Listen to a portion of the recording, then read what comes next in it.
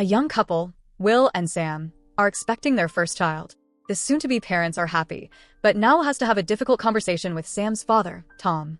Will needs to tell the family about Sam's pregnancy and their upcoming wedding. He's very nervous because Tom isn't a big fan of his. Sam assures Will that everything will be fine, but they still don't realize how this visit to her parents will turn out. By evening, Will arrives in Chicago and heads to Sam's parent house. During dinner, Tom brings up the couple's plans to buy a new house and demands assurance that Will isn't after his money. Flustered, Will explains that he earns well and doesn't need any help. But Tom keeps humiliating him in every possible way. Fed up, Will leaves without telling them about Sam's pregnancy or the wedding. The next morning, Will gets a video call from Sam, and he confesses that he didn't tell her parents the important news. Suddenly, their call is interrupted by a strange noise. Sam anxiously says the power is out. Then the connection cuts off, and Will can't reach her again. Worried, he rushes to the airport, but all flights are canceled. A breaking news update reports a massive seismic wave off the coast of Southern California, causing power and communication outages across the western United States. A few seconds later, the Chicago airport loses power too. Panic spreads. Will struggles to find a car to reach the city, but he still can't contact Sam. Will goes back to Sam's parents' house. Tom and Paula are packing up when two fighter jets fly by their window. Will thinks about waiting at the airport until the power returns, but Tom has a different idea. He plans to drive to Seattle to rescue Sam, who's all alone there. Paula leaves to be with her son, while Tom will start the long journey to Seattle. In the city, roads are jammed.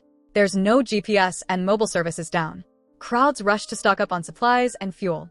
Tom goes to get provisions while Will refuels the car. Suddenly, a suspicious woman approaches Will and tries to talk to him. He ignores her, but two more shady men arrive and threaten to damage the car. Just as things escalate, Tom returns. The gang demands cash, but Tom pulls out a gun. Shocked, the thieves run away. Will is still shaken and upset that Tom never warned him about the weapon. Tom stays calm, saying the gun was necessary. Without it, the gang could have taken everything. Later, they learn the military has shut down westbound traffic.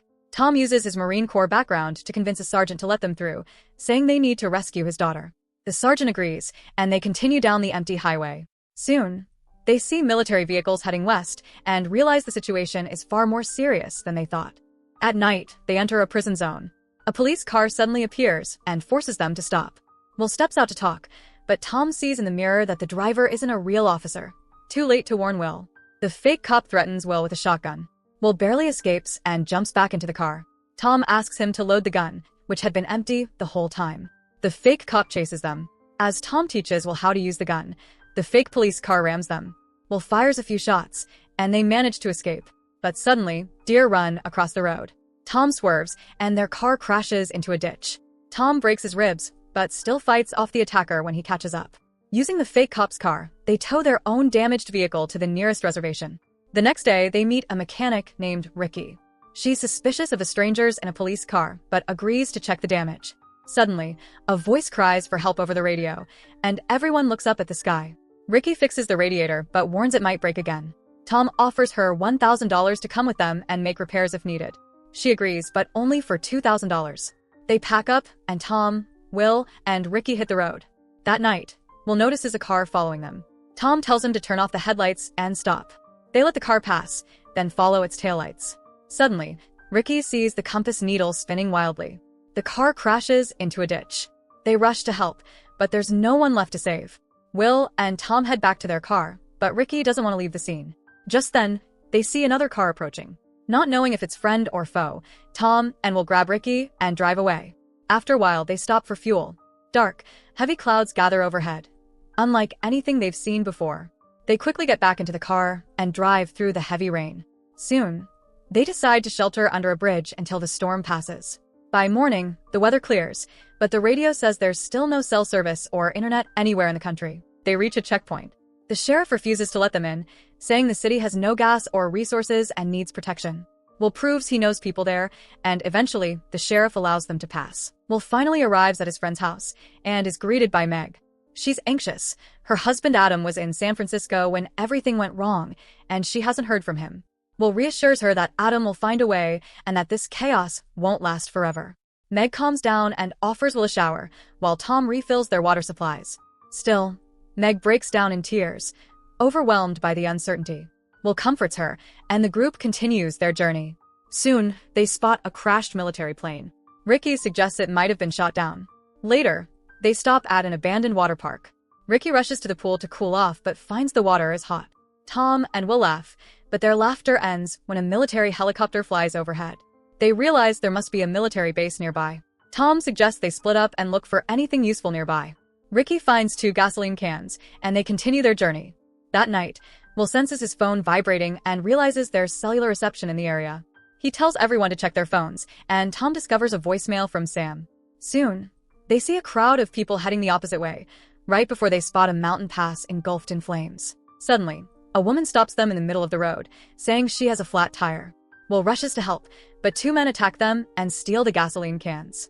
Will, Tom, and Ricky get back in the car and chase the robbers, hoping to get the fuel back. Tom's condition worsens due to his broken ribs. Will hands Ricky the gun and asks her to shoot out the robbers' tires. They catch up to the overturned vehicle and retrieve the gas cans. But then the car explodes with the robbers inside. Ricky is traumatized and guilt-ridden for causing the deaths. Will tries to explain that they had no choice, but it doesn't help. She demands they stop the car and says she wants nothing more to do with Will and Tom.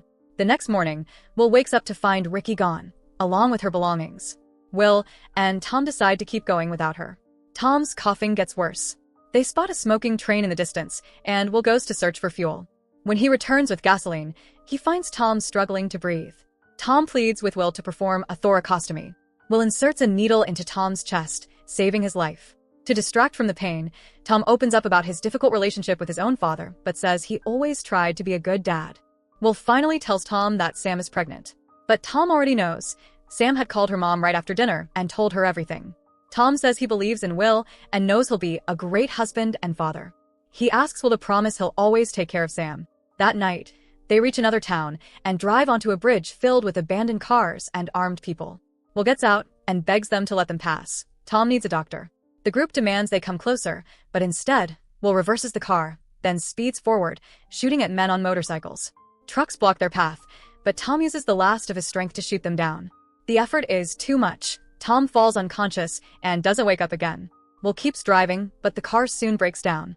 Devastated, he sets the car on fire with Tom's body inside. Now alone, Will walks down a deserted road. He stops a passing car, and a man with a weapon steps out.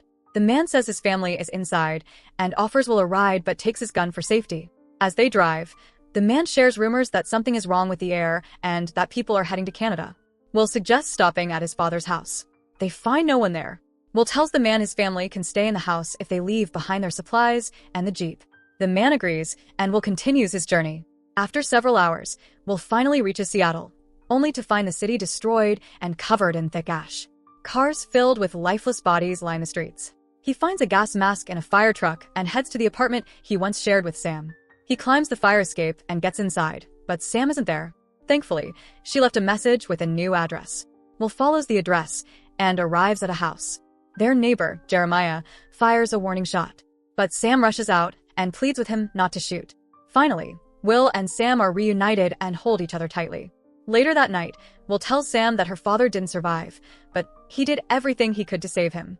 Will wakes up to a strange noise and sees the northern lights lighting up the sky. Outside, he finds Sam and Jeremiah sitting by a fire. They discuss the past 6 days, and Jeremiah insists it was all a planned attack, not a coincidence. He believes it started with a nuclear explosion, followed by a virus that shut down power and communication systems. Will, however, is skeptical of his conspiracy theories. The next night, Will sees Jeremiah near his car, acting suspicious. The next day, Will confronts him. Jeremiah claims he saw 2 kids who looked like they wanted to steal something and just wanted to check it out. Will doesn't believe him. Jeremiah suggests they go into the woods to look for the kids. As they walk deeper into the forest, Will reveals that he and Sam are heading north. Jeremiah, clearly obsessed with Sam, says he won't let her go and believed Will wouldn't come back. But Will crushes his hopes by revealing that Sam is pregnant. Fueled by jealousy and rage, Jeremiah prepares to attack. But Will is faster. He shoots Jeremiah before he can react. Suddenly, an explosion shakes the forest. Will runs back to the house and tells Sam that Jeremiah tried to kill him. They have to leave immediately. Soon after, a massive volcanic eruption unleashes a powerful wave of fire, ash, and shockwaves. A pyroclastic flow races through the land. Will and Sam speed away, holding onto each other and vowing to stay together, no matter what comes next. With that, the movie comes to end. Personally, I believe the creators should have explained the reasons behind the cataclysms, but perhaps they intentionally emphasized interpersonal relationships in a critical situation so that the audience wouldn't focus on the nature of the disaster but rather on how it affects people. And how do you feel about the open ending? You think the couple will escape the pursuing catastrophe? Let's discuss it in the comments. So that's it. Hope you enjoy the story. Subscribe and press the bell icon for more videos.